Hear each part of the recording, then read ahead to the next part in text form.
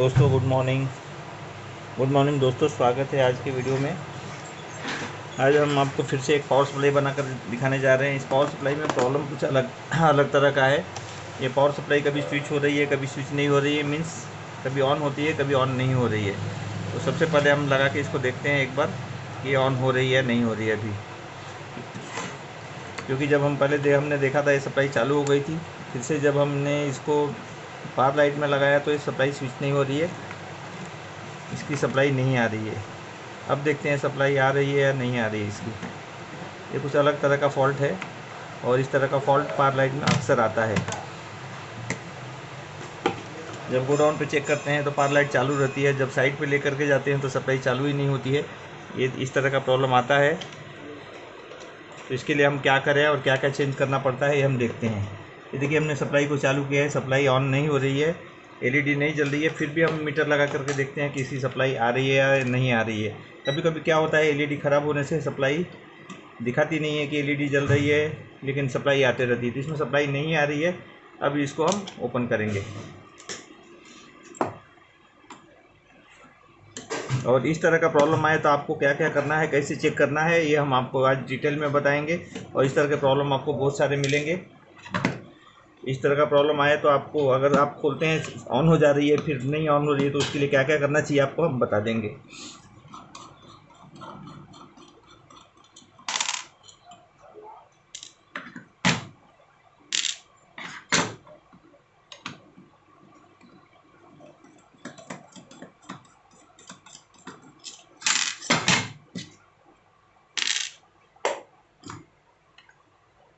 इसको हमने ओपन कर लिया है, इसको हम निकाल लेते हैं। हमने ये सप्लाई ऑन करके अभी देखी थी, ऑन नहीं हुई थी, इसलिए हम 600 की रेंज में लेकर के सबसे पहले इसकी सप्लाई चेक करते हैं। दोस्तों देखिए, इस कंडेंसर सर्च है, इसका मतलब है स्विचिंग नहीं हो रहा है, इसलिए आपकी सप्लाई नहीं आ रही है। अब इसको क्या करेंगे, जो आईसी के पास कंडेंसर लगा रहता है 47 एम एफ डी या 33 एम एफ डी का, उसके ऊपर इसका वोल्टेज चेक करेंगे। देखिए दोस्तों, यहाँ पे 15 वोल्टेज दिखा रहा है, 13 14 15 वोल्टेज दिखा रहा है यहाँ पे।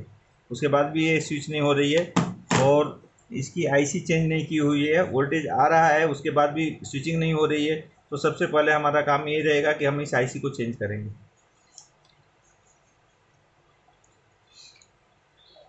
उसके पहले इसको हम डिस्चार्ज कर लेंगे। ये देखिए, 100 का एक बल्ब रखा है हमने, 2 तार निकाल रखी है उसमें, और इसको हम डिस्चार्ज कर लेते हैं। डिस्चार्ज करना ज़रूरी रहती है। कल हमने वो ट्रांजिस्टर वाली पावर सप्लाई बनाई थी जिसमें ट्रांजिस्टर निकाला था, तो किसी हमारे व्यूअर ने कमेंट किया था कि ये ड्राइव वोल्टेज को बूस्ट करने के लिए रहता है ट्रांजिस्टर। ऐसा नहीं है, ड्राइव को बूस्ट करने की कोई ज़रूरत ही नहीं रहती है उस सर्किट में। केवल प्रोटेक्शन पर्पज़ जो ट्रांजिस्टर यूज रहता है, जिससे हम निकाल देते हैं, तो उससे कोई फ़र्क नहीं पड़ता है। प्रोटेक्शन वैसे भी नहीं कर पाता है ट्रांजिस्टर। वो जब हमारा मॉसफेट शॉर्ट होता है, ट्रांजिस्टर शॉर्ट होता है, आईसी को भी शॉर्ट करता है। बाई चांस कभी आईसी बचती है तो बचती है, आईसी चेंज करनी ही पड़ती है। और ट्रांजिस्टर अगर मिल जाए तो डाल देना चाहिए आपको ज़रूर, लेकिन अगर नहीं मिलती है तो कोई डालने की ज़रूरत नहीं है। और वो बूस्ट वगैरह नहीं करता है, क्योंकि ड्राइव सेम रहेगा, आपका बूस्ट होने का ज़रूरत ही नहीं रहता है ड्राइव को। ओनली प्रोटेक्शन पर्पज और ट्रांजिस्टर यूज होते हैं। अब इस आईसी को निकाल लेते हैं। आईसी को निकालने के लिए मॉसफेट को थोड़ा सा ऐसा बेंड कर दीजिए और इस आईसी को दोनों तरफ से सोल्डर कर लीजिए।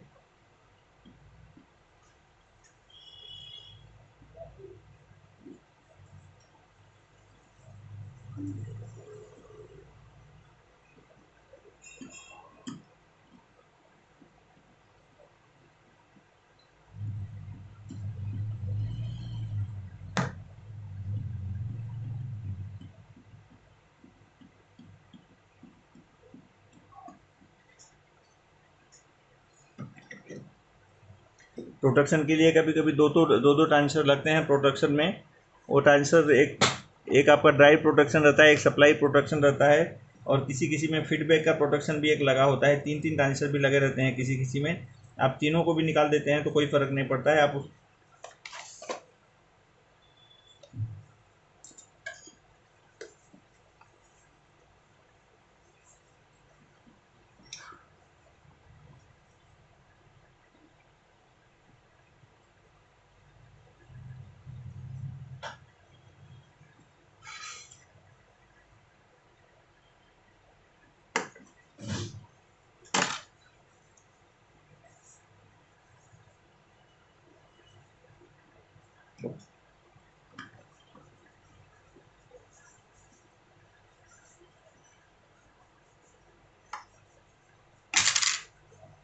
अब इस आईसी को हम चारों तरफ से सोल्डर कर लेते हैं।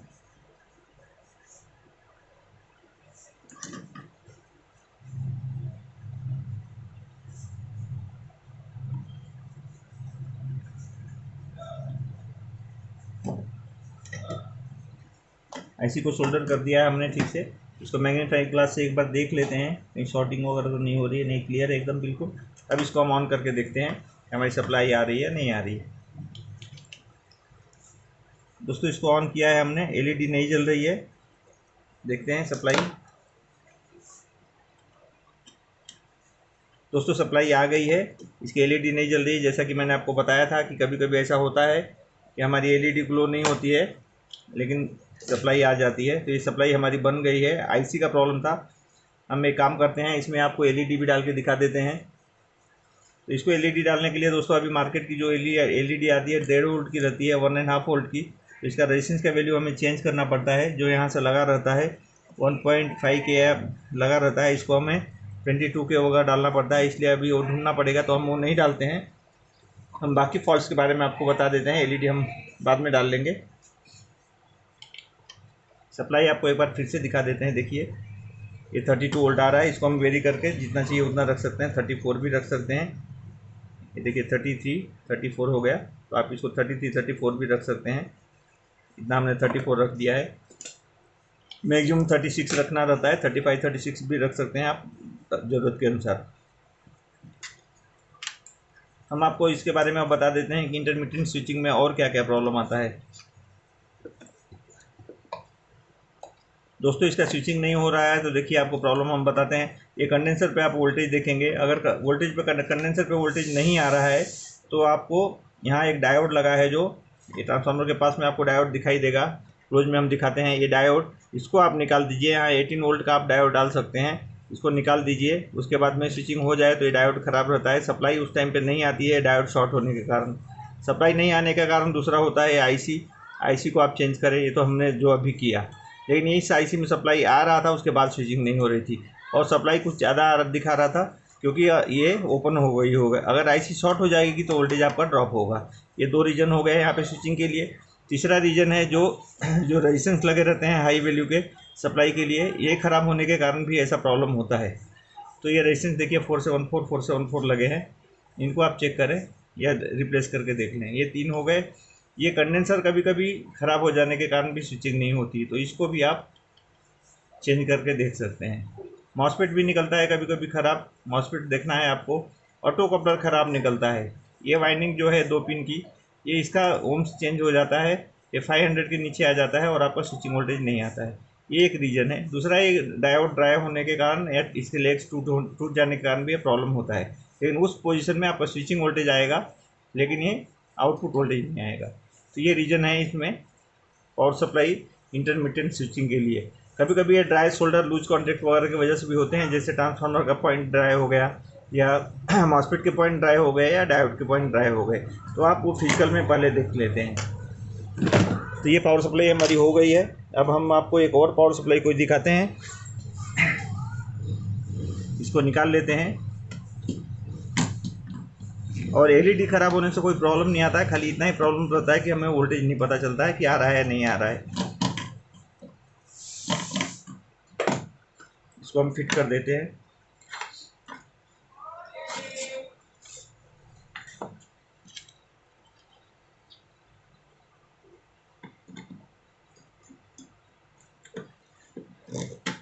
फिट करते समय आप इसको पूरा टाइट फिट करें। अगर मॉसफेट डायोड नया डाल रहे हैं तो उसमें आप हीटसिंक पेस्ट जरूर लगाएं। इसमें आपने देखा खाली आईसी का प्रॉब्लम था स्विचिंग के लिए, इंटरमिटेंट स्विचिंग के लिए ये प्रॉब्लम बहुत ज़्यादा आता है। और इस सप्लाई में अब मैंने देखा है कि आईसी का प्रॉब्लम मैक्सिमम आता है। तो आपको ऐसा प्रॉब्लम आए कि कभी चालू हो रहा है नहीं हो रहा है, तो आपको आईसी चेंज करके देखना है पहले। आईसी डालने के बाद ये प्रॉब्लम सॉल्व हो जाता है। लेकिन अगर बाकी भी प्रॉब्लम रहे तो आपको बता दिया मैंने इसमें कॉमन प्रॉब्लम क्या क्या होता है। कंडेंसर भी ख़राब होने से ऐसा होता है। 47 mmFD कंडेंसर लगता है इसमें, 63 वोल्ट या 50 वोल्ट का। तो ये सप्लाई हमारी हो गई है। अब हम और एक सप्लाई ले रहे हैं, 5 वोल्ट की सप्लाई ले रहे हैं।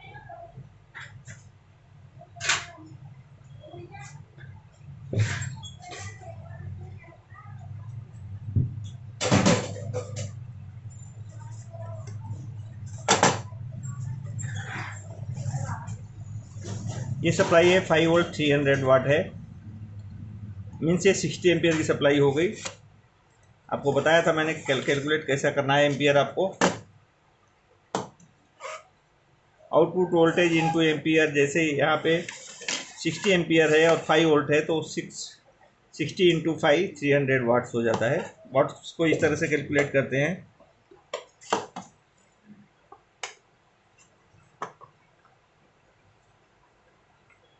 आपको इसमें से 2 चीज़ पता होना चाहिए, 2 चीज़ पता है तो तीसरा आप निकाल सकते हैं। वाटेज और वोल्टेज पता है तो आप उसको डिवाइड करके उसका एम्पियर निकाल सकते हैं आप।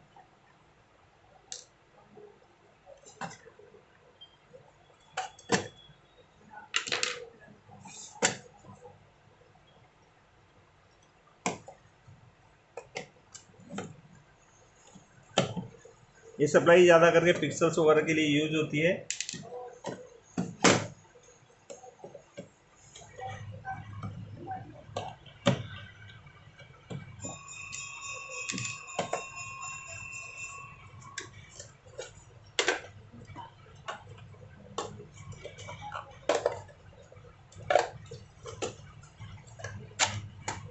इसको हमने ओपन कर दिया,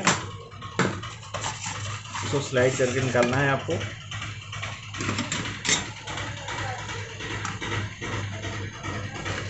दोस्तों इसमें प्रीसेट वगैरह कुछ भी नहीं यूज़ किया है।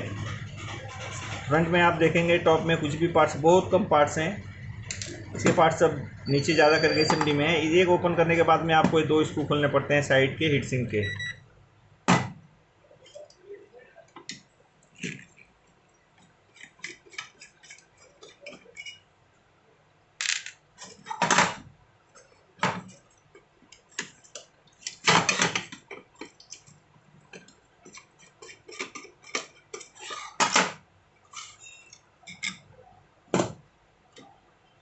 दोस्तों देखिए इसमें 2 यहाँ पे डायोड लगे हैं, बड़े साइज में हैं और उसके मेटल का भाग रहता है, इसलिए यहाँ पे एक सीट लगी रहती है।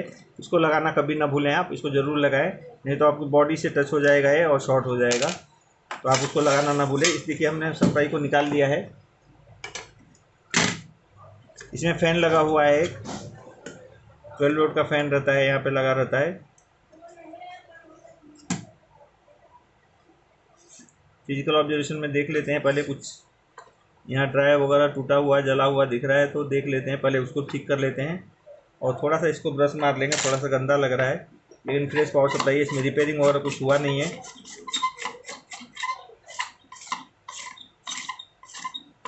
इसको हमने क्लीन कर लिया।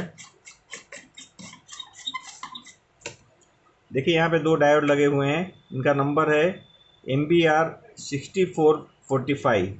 60 में 60 एम्पियर के डायोड लगे हैं, वो भी 2 लगे हुए हैं, एक के ऊपर एक 2 लगे हैं। इसका पॉइंट थोड़ा सा ड्राई लग रहा है मुझे, ये देखिए ड्राई है, उसको सोल्डर कर लेंगे, लेकिन उससे प्रॉब्लम नहीं होगा क्योंकि 2 डायोड लगे हैं तो इससे सप्लाई आ जाएगी। वाटेज भले कम हो जाएगा इसका। सोल्डर कर लेते हैं, जो भी हमें दिखेगा फॉल्ट वो हम ठीक कर लेंगे। जैसे ड्राई सोल्डर, कुछ टूटा जला दिखा तो उसको पहले कर लेते हैं फिजिकल में देख के। हमने डायोड को सोल्डर कर लिया, थोड़ा ड्राई लग रहे थे। इसमें आईसी कौन सी लगी है दोस्तों, देखते हैं इसमें ड्राइवर के लिए आईसी कौन सी लगी है।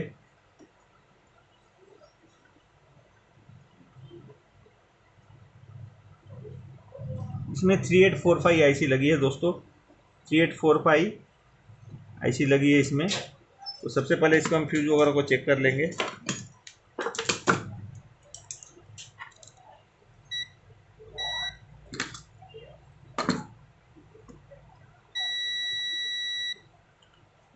फ्यूज ओके है इसका।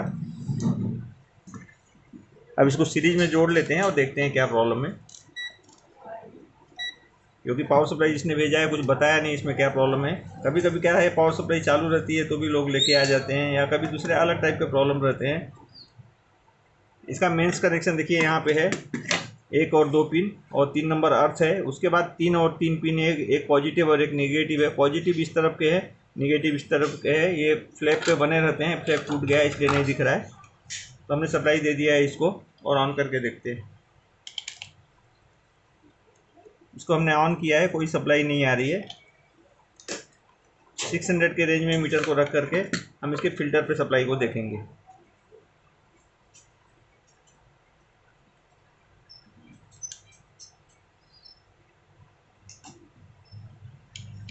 दोस्तों इसके फिल्टर पे सप्लाई आ रही है, देखिए 324 वोल्ट आ रही है, लेकिन आउटपुट इसका कुछ भी नहीं आ रहा है। आउटपुट नहीं आ रहा है तो इसको हम निकाल देंगे। उसके बाद फिल्टर पे सप्लाई देखते हैं हम अपने आप डिस्चार्ज होता है या नहीं। थोड़ा सा इंतज़ार करके देख लेते हैं।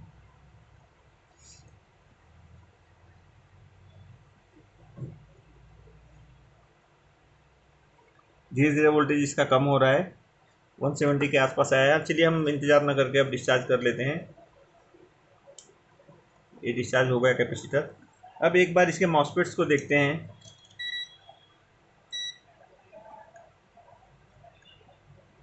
इसके मॉसफेट भी ओके हैं, शॉर्ट नहीं हुए हैं। ज़्यादा करके प्रॉब्लम इसके ड्राइव सेक्शन में हो सकता है, ड्राइव नहीं आ रहा होगा। तो हम इसको एक काम करते हैं, इसका ड्राइवर डीटी के थ्रू ड्राइव जाता है। ये डीटी यूज किया हुआ है और ये आईसी यूज की है। आईसी का सप्लाई पॉइंट देखते हैं, सप्लाई कैसे आईसी को दिया हुआ है। ये हमारे डायोड का प्लस पॉइंट है। प्लस पॉइंट से देखिए सेंटर टेप पे, सेंटर पॉइंट पे वोल्टेज आया हुआ है और यहाँ से रेजिस्टेंस लगे हुए हैं 823, 823, 823 का ऐसे सीरीज में रेजिस्टेंस लगा करके। और देखिए इस कंडेंसर पे सप्लाई आएगा और ये आईसी के पिन नंबर, पिन को ट्रेस करते हैं कौन से पिन पे गया है।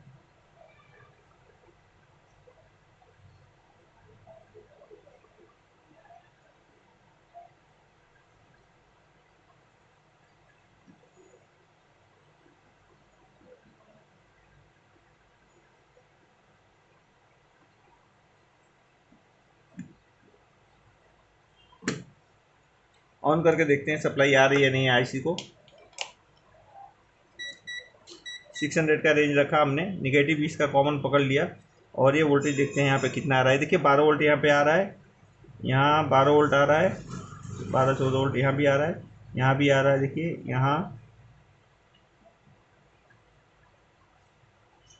ये वोल्टेज आ रहा है। देखिए यहाँ भी 12 वोल्ट आ रहा है। ये देखिए आईसी पे 14 वोल्ट आ रहा है, सप्लाई 14 वोल्ट आ रहा है, 13। लेकिन ये तो उसके बाद भी ये काम नहीं कर रहा है सर्किट। तो आप मॉसफेट पे ड्राइव पे चेक कर सकते हैं, मॉसफेट निकाल के, या फिर ये आईसी को आप चेंज करके देख सकते हैं। इसको ड्राइव किस तरह से लिया है उसको हमें देखना ज़रूरी होता है। तो ये डीटी के थ्रू ड्राइव है इसका, तो डीटी पे ड्राइव कैसे आ रहा है वो हम देखेंगे। डीटी के इस पे पिन पे वोल्टेज, कोई वोल्टेज नहीं आ रहा है इस पर।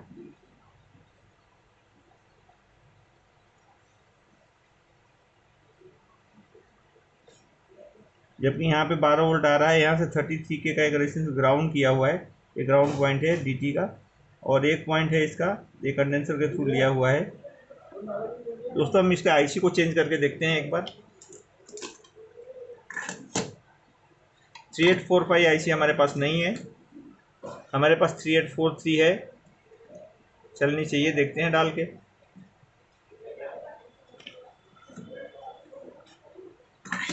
इसमें बड़ा कंडेंसर लगा रहता है, ये चार्ज ज़्यादा होता है, इसको आप अच्छे से डिस्चार्ज कर लें और आईसी को निकालते हैं। सबसे पहले आईसी के पॉइंट्स को देख लेते हैं कि किस तरफ इसका ये है, एक नंबर पिन कहाँ पे है। तो एक नंबर पिन इसका इस तरफ है, हम आईसी को निकालते हैं।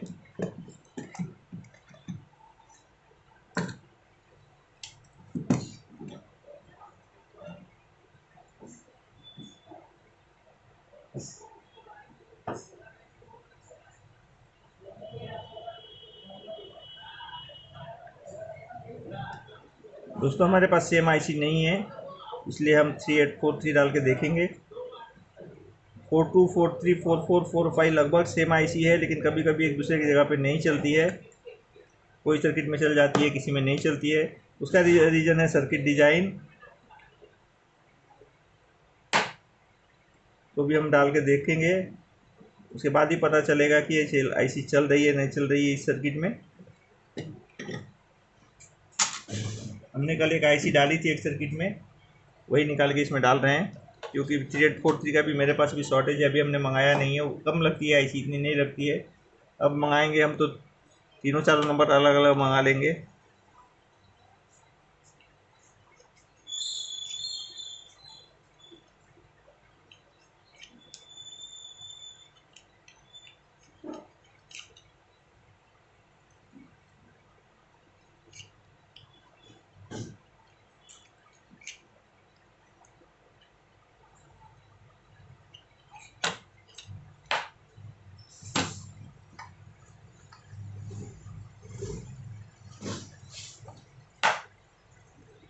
हम बार बार आपको बताते हैं, जहाँ पार्ट्स मिल जाते हैं वहाँ तो ठीक है, जहाँ पार्ट्स नहीं मिल पाता है वहाँ पे बहुत ही प्रॉब्लम रहता है।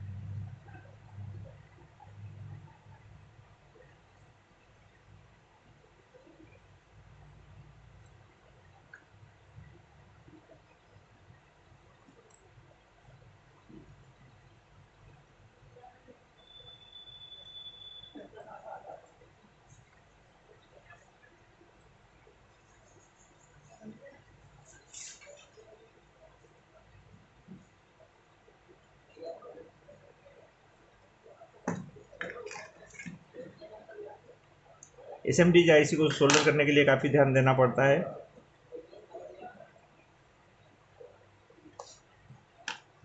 एक तो पिन के बीच में का डिस्टेंस आपको मेंटेन रखना है, और आईसी को प्रेस करके आप सोल्डर करें।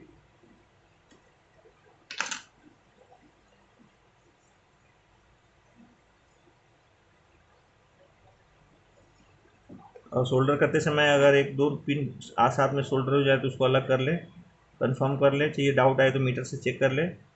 यहाँ दो पिन शॉर्ट हो गई है, उसको हम अलग कर रहे हैं, हो गई है। अब दूसरी तरफ की सोल्डरिंग को देखते हैं।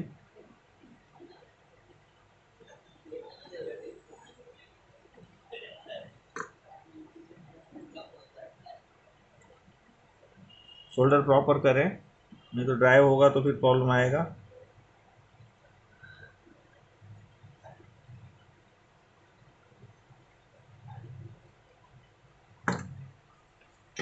सोल्डर हो गई है आईसी। अब इसको हम फिर से ऑन करके देखेंगे।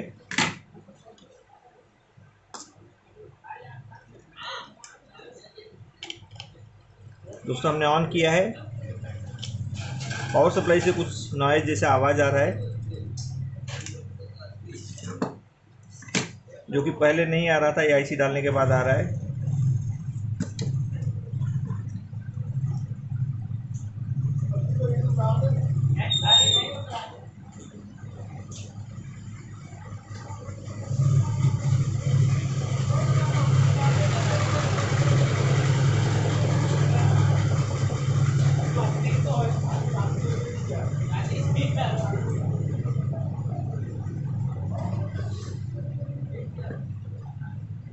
ऐसी हमने बराबर सोल्डर किया है। उसके पास में दो ट्रांजिस्टर भी हैं, उसको भी एक बार देख लेते हैं दोस्तों।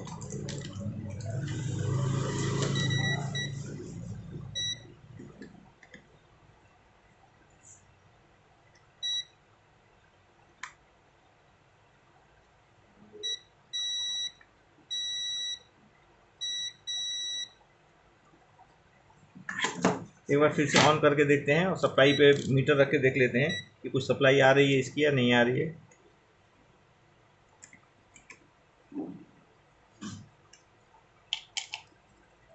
इसमें से आवाज़ नॉइज आ रहा है दोस्तों, आवाज़ आ रहा है।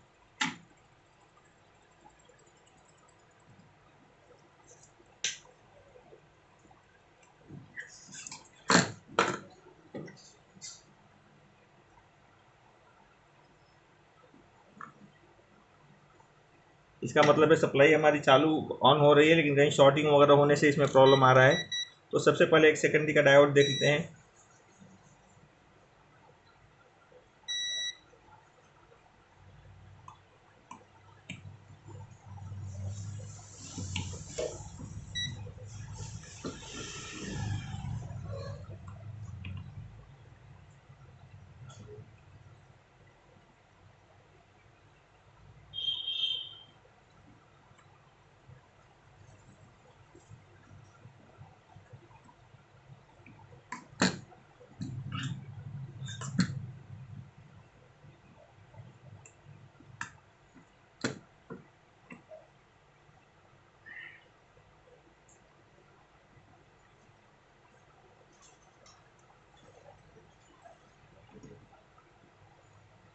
हमने मॉसफेट को भी चेक किया था, मॉसफेट भी ओके है इसका। फिर से एक बार डिस्चार्ज करके देख लेते हैं।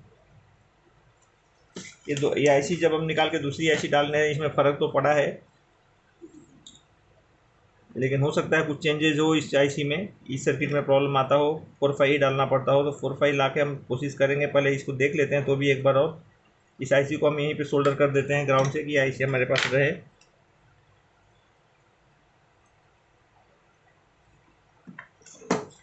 एक बार इसके ऑटो कपलर पे हम रेजिस्टेंस चेक कर लेंगे डायोड के रेंज में जा करके। दोस्तों देखिए 606 ऑटो कपलर का रेजिस्टेंस दिखा रहा है, लगभग इतना ही आता है, लेकिन सेकेंडरी कुछ चेंजेस दिखा रहा है दोनों तरफ से। तो हम एक काम करेंगे, इसमें ये ऑटो कपलर को एक बार चेंज करके देख लेते हैं, क्योंकि ये तो हमारे पास अवेलेबल रहता है, आईसी नहीं है दूसरी हमारे पास, 4-5 नहीं है।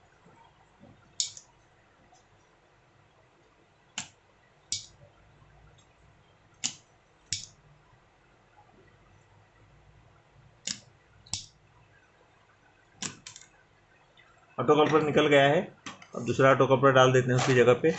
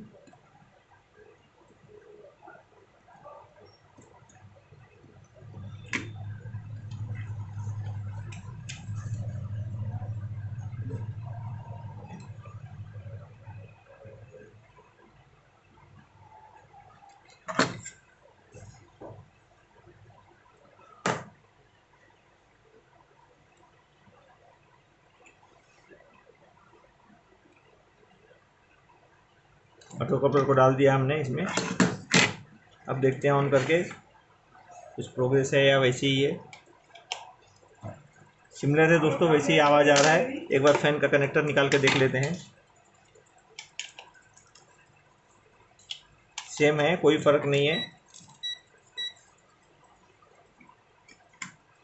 आउटपुट कुछ भी नहीं आ रहा है, लेकिन पावर सप्लाई से एक आवाज़ आ रहा है। तो हम एक सिमिलर आईसी ला के फिर इसमें देखेंगे। ऑटो कपलर भी हमने चेंज कर लिया था, लेकिन ऑटो कपलर का प्रॉब्लम भी नहीं है, इसमें से एक नॉइज़ का साउंड आ रहा है। ऐसी पावर सप्लाई हमारे पास दूसरी है, अगर उसकी आईसी ओके होगी तो हम ज़रूर डाल के इसमें देखेंगे उसमें क्या अगर अलग प्रॉब्लम है तो कंफर्म हो जाएगा फॉल्ट। एक बार इसको डिस्चार्ज कर लेते हैं कैपेसिटर को, और मॉसफेट को फिर से एक बार देख लेते हैं कहीं से कुछ शॉर्टिंग तो नहीं है।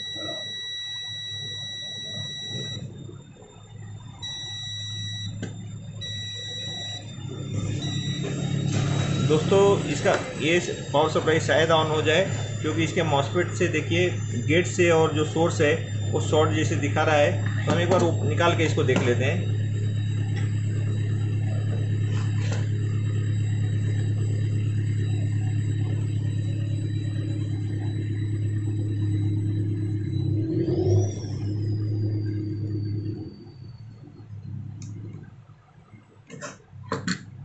ये मॉसफेट को, एक मॉसफेट को हमने निकाल लिया है। अब इसको हम बाहर चेक करते हैं।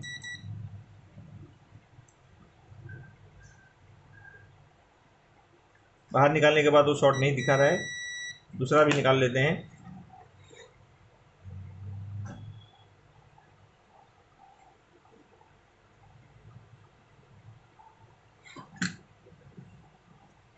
अगर डीटी के कॉइल को सेकेंडरी में यूज़ किया होगा गेट और सेंस के बीच में, तो ये रेजिस्टेंस कम दिखाएगा। निकालने से पता चल जाएगा।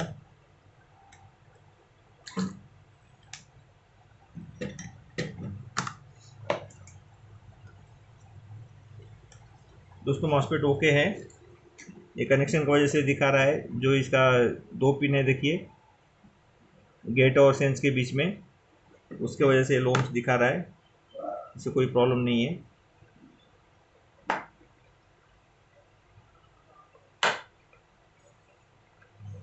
हम उनको फिर से लगा देंगे।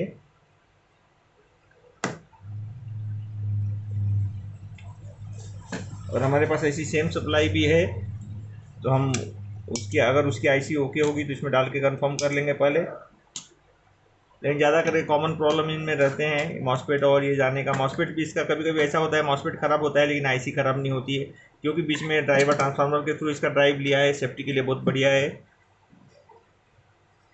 तो हम इसका वीडियो आगे आपको बना के देंगे या जानकारी इसके बारे में बता देंगे आपको शॉर्ट्स में कि क्या प्रॉब्लम इसमें आया था। आज के वीडियो में इतना ही। अगले वीडियो में हम और कुछ आपको जानकारी देंगे। आधे घंटे की वीडियो हो गई है। मेरे चैनल को सब्सक्राइब कीजिए, पसंद आए तो लाइक कीजिए, शेयर कीजिए। धन्यवाद।